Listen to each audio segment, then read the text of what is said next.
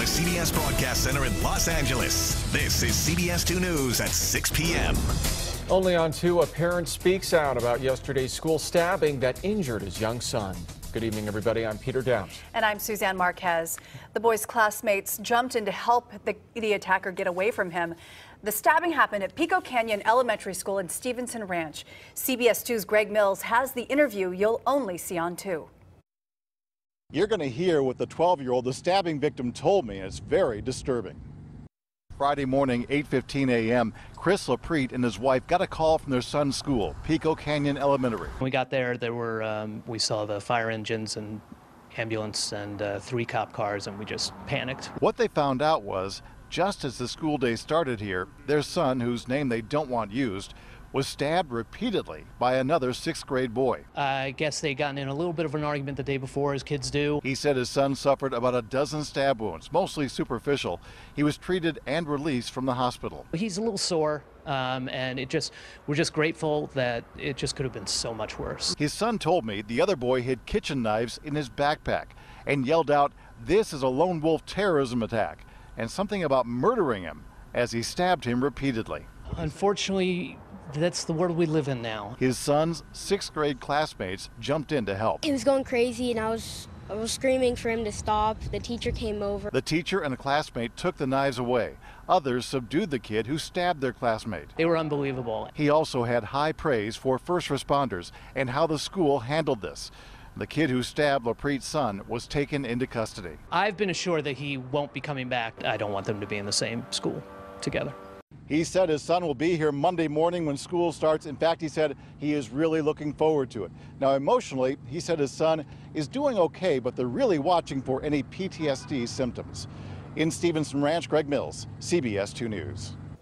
Turning to our weather, take a look at all the people at the Santa Monica beach today. Wow. Summer-like temperatures sent a lot of people searching for some relief. And it was so warm today, we almost broke records. CBS 2 meteorologist Amber Lee joins us live in studio with our first forecast. Hey, Amber. Hi, Peter. Okay, so this is the hottest day of the year, but no, unfortunately, we did not break any records, and that's because the records set back in 1990 just a little bit too high. A lot of the records were in the triple digits. We didn't quite make triple digits. We did see 80s and 90s today. You can see for downtown LA, 86 degrees, but it's definitely one of the hottest days of the year. 74 normally is our average for downtown LA. The sun going down tonight at 7:40.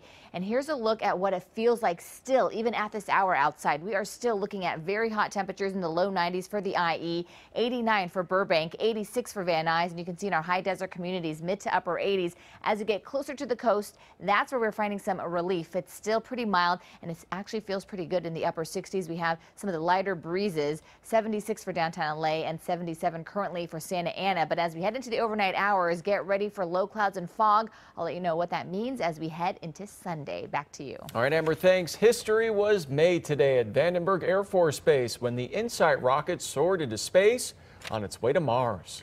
This was the first ever interplanetary liftoff from the West Coast. CBS 2's Joy Benedict talked with people who got up really early this morning to see it. 3, 2, 0.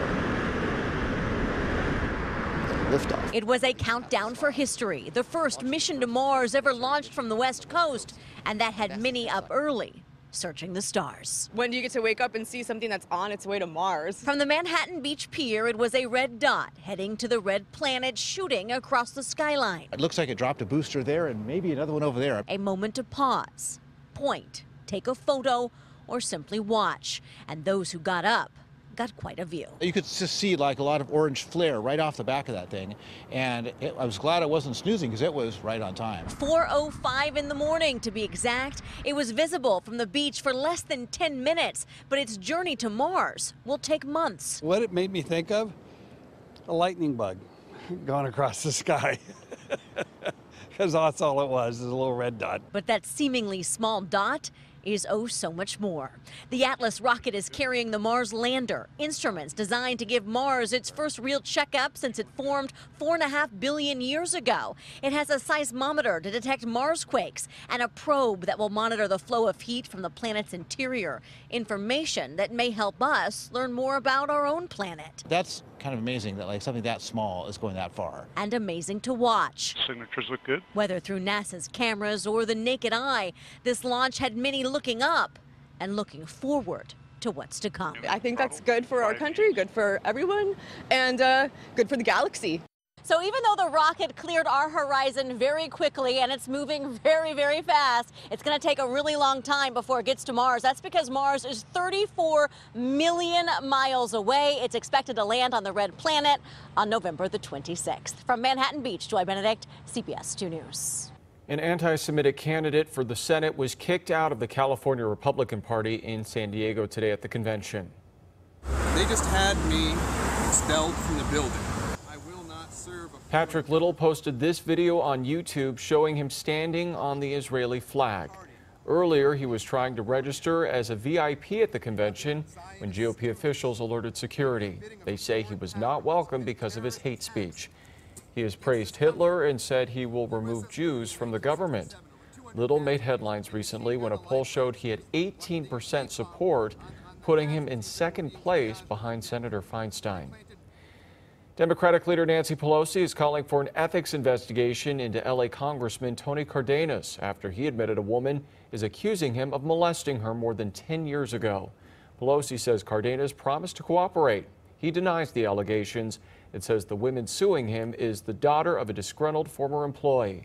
The alleged victim filed a lawsuit last month claiming he gave her an unknown drink when she was 16 and then fondled her after she collapsed. Power is out to about 400 customers tonight because of an underground vault explosion. It happened on Tampa Avenue and Porter Ranch this afternoon, not far from Rinaldi Street. The DWP says equipment failed because of the explosion. They hope to have power fully restored sometime late tonight. A couple who lost their home in the Montecito mudslides finally has something to smile about. Later in sports, they're the owners of the new Kentucky Derby winner. Wow. Then a thick cloud over this festival. We'll show you the first legal marijuana festival on government property. And the bizarre connection between the Golden State Killer suspect and the serial killer's youngest victim. First, though, be sure to check out the latest edition of our podcast, In the Air with Stu Mundell. Stu sits down with actor Jerry O'Connell to talk about his career, including his current guest role on The Big Bang Theory.